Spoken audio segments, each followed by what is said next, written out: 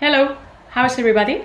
My name is Maria de Almeida, I am psychoanalyst, so if you have any questions about therapy or videos, send me a message. You have all my contact details online. Today I wanted to continue talking about food disorders, trying to understand a bit more about anorexia. After Freud, we cannot consider any human act without the participation of the unconscious mind.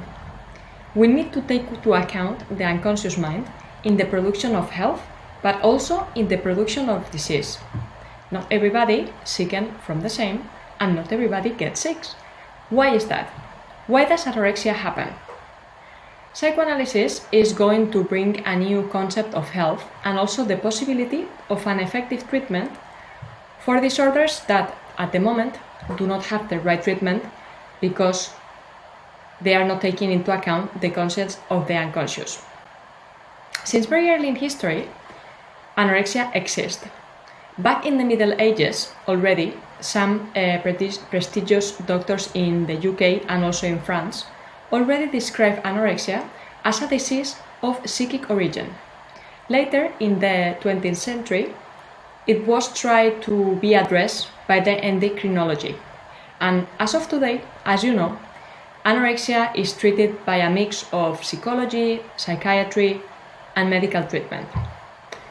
From psychoanalysis, as I explained to you in my previous video, at least 3 mental health disorders are thought to be behind anorexia.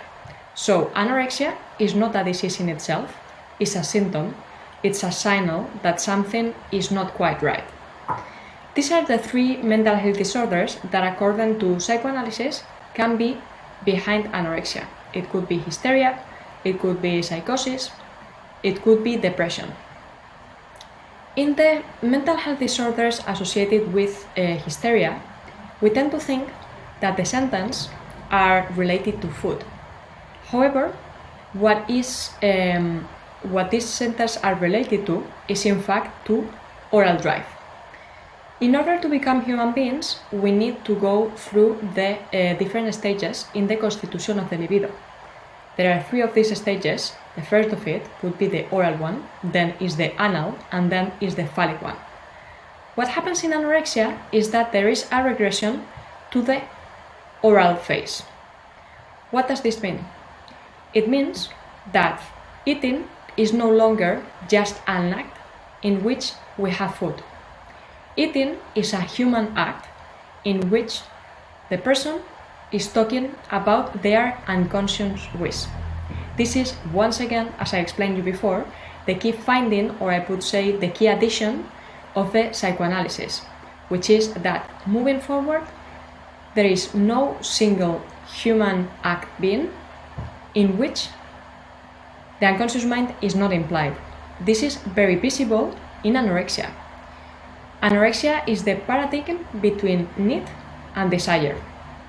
As I explained before, what happens is that now, moving forward, eating is no longer going to be just a need.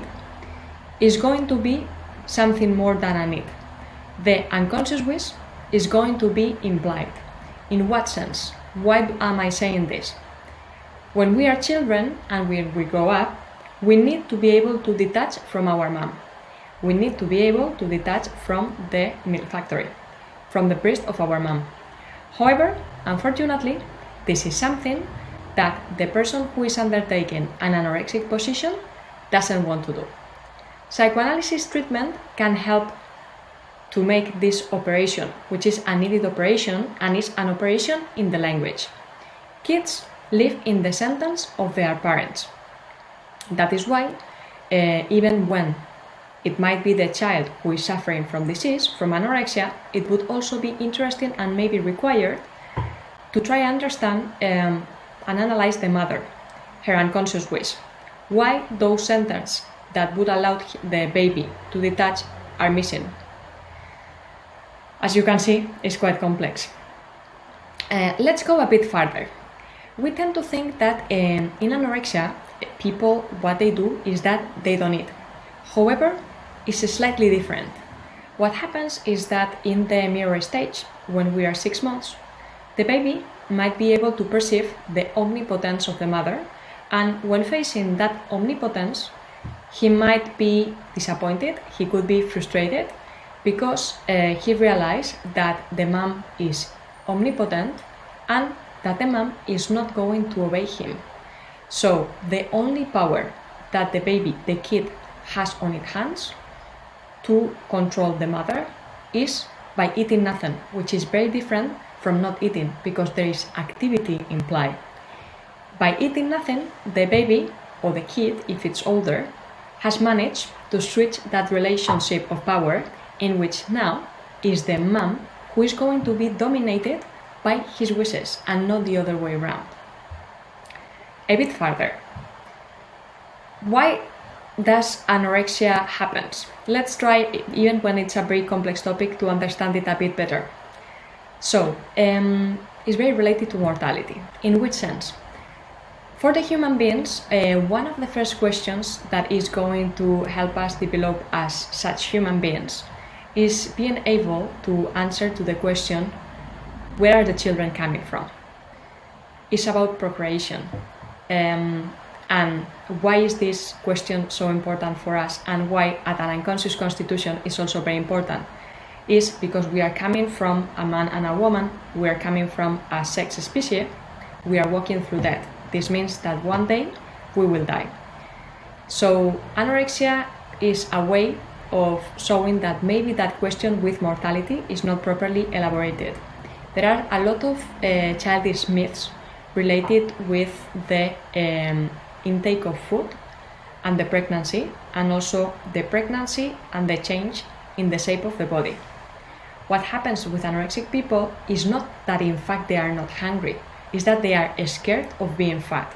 And why are they scared with being fat? Because unconsciously they are relating all this with this fantasy of the pregnancy and eating food, and what is happening to these people is that in reality they cannot process the question, where are children coming from? And because they cannot process that question, they get the symptoms. They get fear to be fat. I know it is extremely complex, and it's extremely complex because, as I said, in the human being, because we talk, everything is going to be related and done with drive. Everything is going to be related with the implication of the unconscious wish. So nowadays, which is clear is that in psychoanalysis, diagnosis and treatment happen at the same time. So until we haven't interpreted the patient, we don't know what is happening. And the only way to interpret a person is when this person is having therapy in transference with a psychoanalyst. So the only way to know what's going on is having treatment with a psychoanalyst. And the most important part of this is the education of the psychoanalyst. Without psychoanalyst, there is no treatment. In psychoanalysis, we built a new subject. Why is this important? Because the only way of rejoinment in the human being is the language. We tend to think that we rejoin in our bodies, but in reality, we are rejoining in the language. Psychoanalysis helps you move libidinal patterns, and it helps us transform ourselves, because every time we are capable to say something different will happen. Nowadays, the ideal treatment for anorexia obviously is needed to have some medical supervision or even treatment, if to make sure that the person has the right nutrients. But on top of that, if we really want to cure anorexia, we need to have psychoanalysis treatment. Why? Because in reality, what has triggered that disease are unconscious processes. I know this is very complex. I hope you enjoyed the video, and next time I will talk about obesity. Thank you very much. Bye!